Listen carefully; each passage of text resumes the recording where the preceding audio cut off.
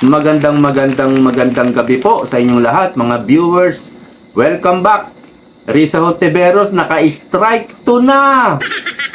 Binutata na naman siya ni Cheese Escudero. Kinross exam ba naman yung Defense Counsel ni BP Sara? Ito po, panoorin nyo. Para sa Counsel for the Defense, Mr. Presiding Officer. Talagang nag-aano siya, no? Nagbabasa siya ng kanyang tanong. Hindi mo tuloy malaman ito ba'y galing sa kanya o baka inabot lang ng staff niya, no? Kumbaga, hindi galing sa kanya yung tanong o kaya naman tinext sa kanya or merong hearing aid yan. May hearing aid yan. Dinidiktahan yan ng mga abogadong staff niya. Maghihinala ka tuloy, galing ba sa'yo talaga yung tanong na yan? Kasi, bakit mo binabasa? Bakit si Alan Peter Cayetano, pag nagtanong, wala namang binabasa? Kung meron man silang dalang materials, yun ay reference lang. O kaya, affidavit ng testigo na kailangan nilang sundan. Yung page ganito, paragraph, letter A. Pero yung tanong mo, babasahin mo, ganyan talaga siya, no? Okay, tuloy natin.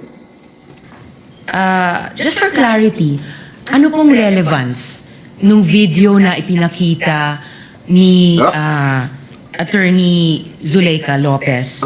Sinasabi po ba ng depensa na yung mga alleged threats o alleged incitements ni VP Duterte ay prompted nung detention ni Attorney Lopez? Yes, Your Honor. There was a systematic oppression made by the House of Representatives dating back from their even before their mini trial, Your Honor. The committee headed by Representative Joel Chua began investigating the Vice President and her people, even when Attorney Zuleika Lopez was being interviewed by the House Committee of Quadcom Committee, Your Honor. Even if she was answering the questions faithfully and to the best of her ability, she was cited in contempt, detained. Her lawyer was not allowed. Her lawyer was not allowed to be with her when they were trying to detain her in the women's correctional facility, Your Honor. O, kita nyo. So, Mr. Presiding Officer, Teka lang, lumabas tuloy yung, naungkat tuloy yung mga nakaraang nangyari, no? Na doon sa committee hearing, hindi pinapayagan si Zuleika Lopez na gamitin yung kanyang lawyer, no? At sumasagot naman si Attorney Laika Lopez, pero hindi siguro magustuhan yung sagot, kinontempt. So naungkat na naman tuloy dahil sa tanong ka ng tanong. Ayan ang nangyari. Counsel for the Defense, position po ba ng depensa na pwedeng palampasin ng alleged grave threats kung may masasabing lehitimong dahilan para magbanta? Your Honor, that is not the point.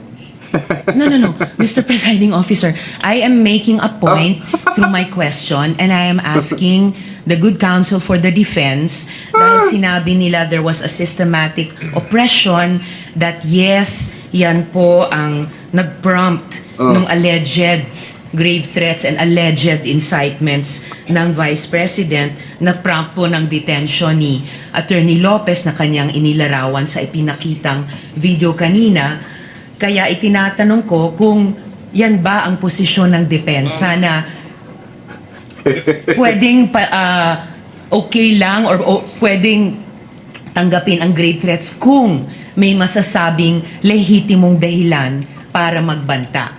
Yes, Your Honor. Before Counsel Mr. Presiding responded answers, although he already answered in the affirmative, Your Honor, I was just referring to before. we'd like to remind Senator judges to be cautious in making counsels for either party make conclusions of law and fact. Ayun. Instead of presenting evidence through a witness they will present or through direct, cross, redirect, or recross. Because if he answers Senator Judge Ontiveros, that would effectively place on record a conclusion of fact and law, not drawn from a witness, which they can very well do so during their closing remarks.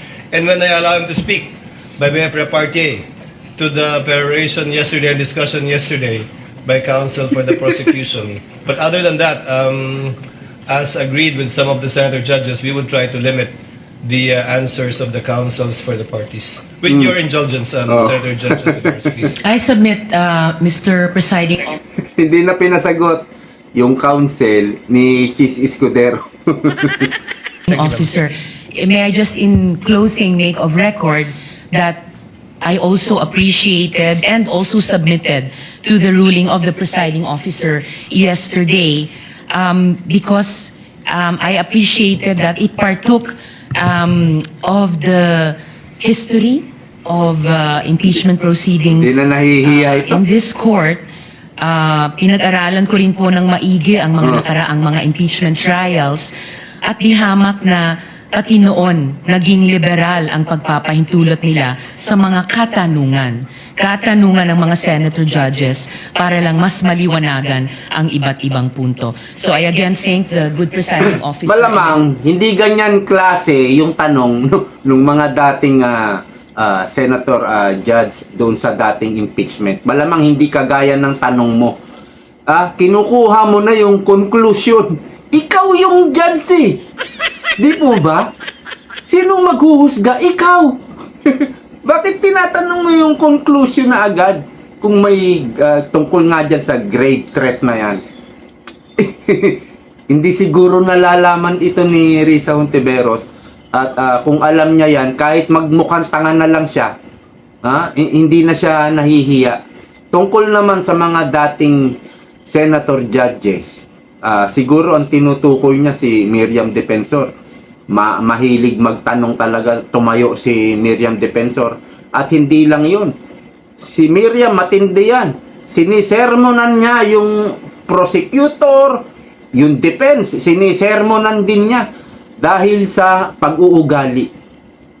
May mga naalala ko dahil sa prosecutor, maging sa defense, may mga pag-uugali na minsan hindi na ginagalang yung senator judges. At talagang pag hindi mo ginalang ang senator judge, o kaya yung judge mismo sa korte, at talagang pagsasabihan ka ni Miriam Defensor at lahat ng tao sa bulwagan na yon tahimik. Si Miriam lang maririnig. Matindi talaga yon. Yun siguro yung naobserbahan ni Risa Hontiveros. Maraming nagtatanong ng mga senator judges. Pero iba siguro yung tanong mo. Ang tanong mo, conclusion Ikaw nga yung maghuhusga. Dapat i-reserve mo yung husga mo. Yung magiging boto mo. Pero alam na namin kung ano yung boto mo. I-impeach mo si VP Sara. So yan lamang po sa ngayon. Maraming salamat. See you next time. Bye-bye.